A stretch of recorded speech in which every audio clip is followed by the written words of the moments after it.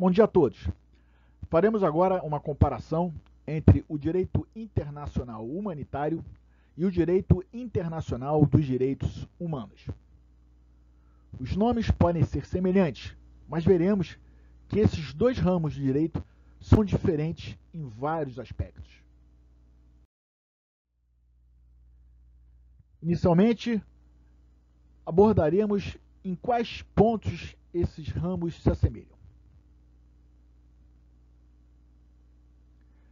Os dois não são recíprocos, ao contrário dos demais ramos do direito internacional. Em regra, as obrigações são absolutas nesses dois ramos. Mas há algumas exceções. Por exemplo, no direito internacional humanitário existem as represárias. E no direito internacional de direitos humanos, especificamente previsto no artigo 4º do Pacto Internacional de Direitos Civis e Políticos, há o direito de derrogação. A outra semelhança é que ambos têm como foco a proteção dos indivíduos e da dignidade da pessoa humana. Vejamos agora quais são as diferenças. Inicialmente, um aspecto histórico. O moderno direito internacional humanitário ele começou a ser estruturado na segunda metade do século XIX.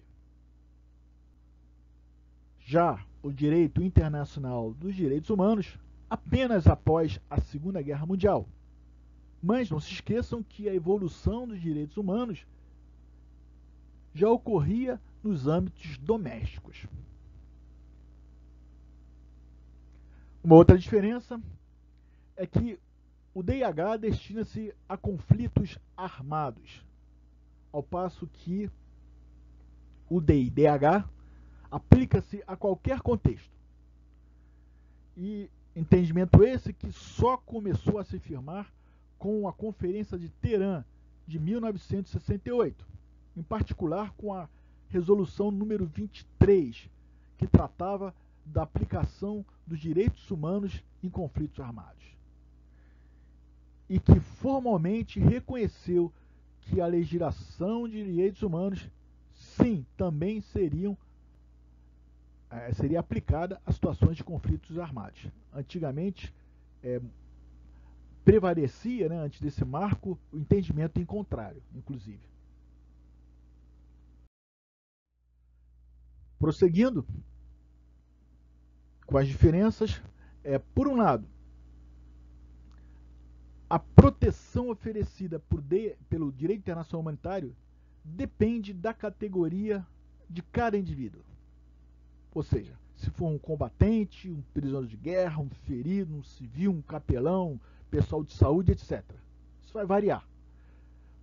Enquanto, por outro lado, o direito internacional dos direitos humanos oferece uma proteção igual para todas as pessoas.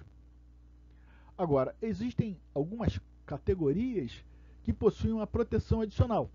É o caso de crianças, mulheres, deficientes, minorias, etc. Uma outra diferença é que o regime do DH, depende do tipo de conflito armado. Ou seja, o regime será um se ele for um conflito armado internacional. O regime aplicável será outro se for um conflito armado não internacional de alta intensidade, assim como se for um conflito armado não internacional de baixa intensidade. Já o regime do direito internacional de direitos humanos é sempre o mesmo. Ele podendo, a única coisa que pode acontecer é que alguns direitos sejam suspensos em situações de emergência nacional, conforme está disposto no artigo 4º do Pacto Internacional de Direitos Civis e Políticos. É claro que não é qualquer direito, alguns direitos eles não podem ser suspensos. E no Brasil, os dois institutos que são correlatos a esse artigo 4, ou derivam desse artigo 4º do Pacto Internacional de Direitos Civis e Políticos, é o estado de sítio e o estado de defesa.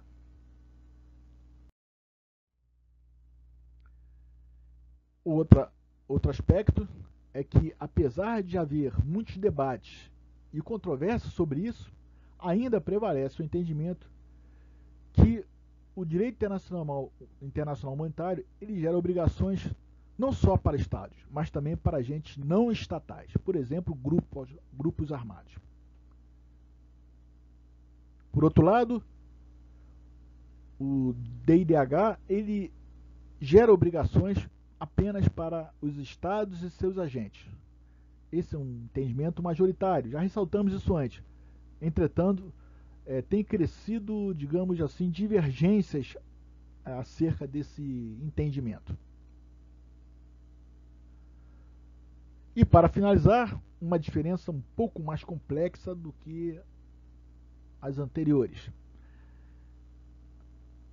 No DIH, a relação de um Estado com as pessoas as quais deve proteger, isto é, os combatentes, feridos, os prisioneiros de guerra, civis, todos os adversários, entre outros, essa relação ela tem uma direção oblíqua.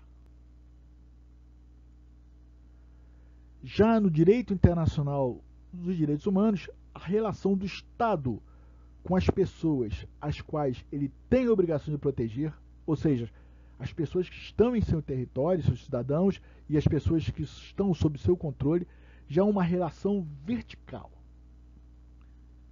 Para que isso fique mais claro, vamos apresentar aqui uma ilustração.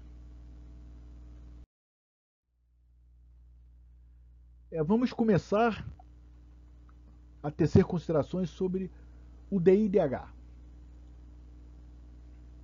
O artigo 2º, parágrafo 1º do Pacto Internacional de Direitos Civis e Políticos, 66, ele estabelece que os Estados devem cumprir as obrigações desse pacto em relação aos indivíduos em seu território e às pessoas sob sua jurisdição. Agora é importante termos em mente que a Corte Internacional de Justiça, por ocasião da opinião consultiva acerca da legalidade do muro construído por Israel nos territórios ocupados, essa opinião consultiva é do dia 9 de julho de 2004, a Corte Internacional de Justiça interpretou extensivamente esse artigo 2º, parágrafo 1º. E com isso concluiu que as obrigações desse pacto aplicam-se também a situações em que existam pessoas sob jurisdição de Estado no exterior. Ou seja, as obrigações de direitos humanos de um Estado podem transcender as suas fronteiras, caso no exterior haja uma pessoa sob sua jurisdição. Agora, esquematicamente, vamos indicar um estado hipotético alfa.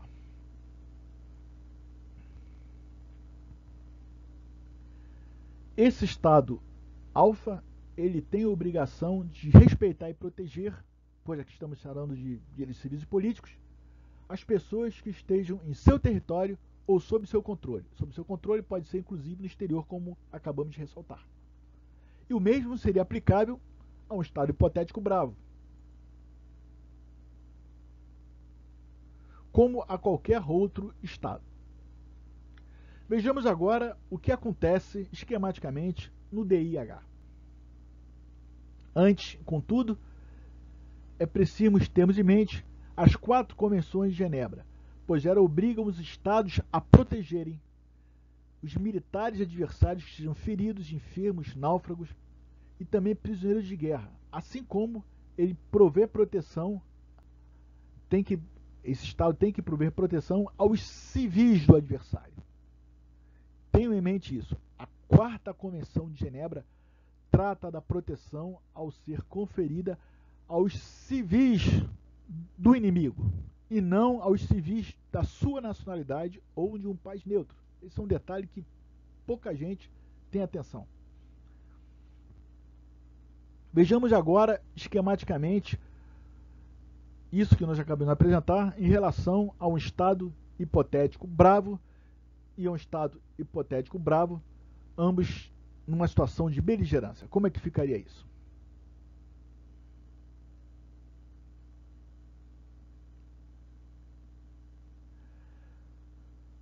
Pelo DIH, a proteção do governo do Estado alfa não tem por alvo seus nacionais,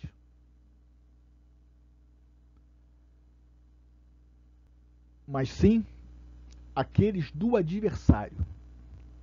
E igualmente se dá com o governo do Estado hipotético bravo. Observem a obliquidade das obrigações do direito internacional humanitário em comparação com a verticalidade das obrigações do direito internacional dos direitos humanos.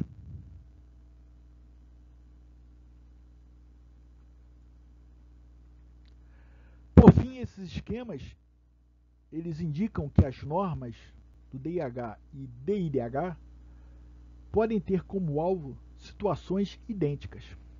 Por exemplo, vamos supor um civil do Estado Bravo que tenha sido detido por militares do Estado Alfa. O DIH, na 4ª Convenção de Genebra, possui obrigações, conforme já mencionado, para o Estado Alfa em relação a esse civil detido do Estado Bravo.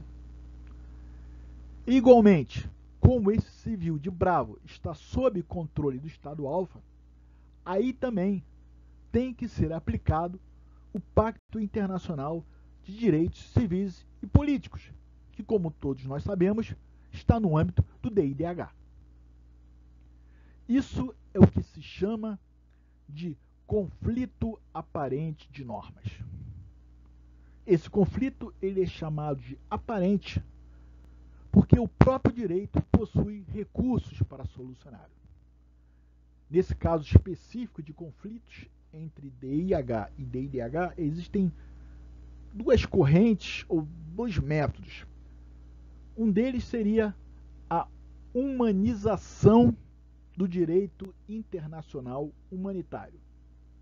E a outra forma, o método, seria a humanitarização do direito internacional dos direitos humanos.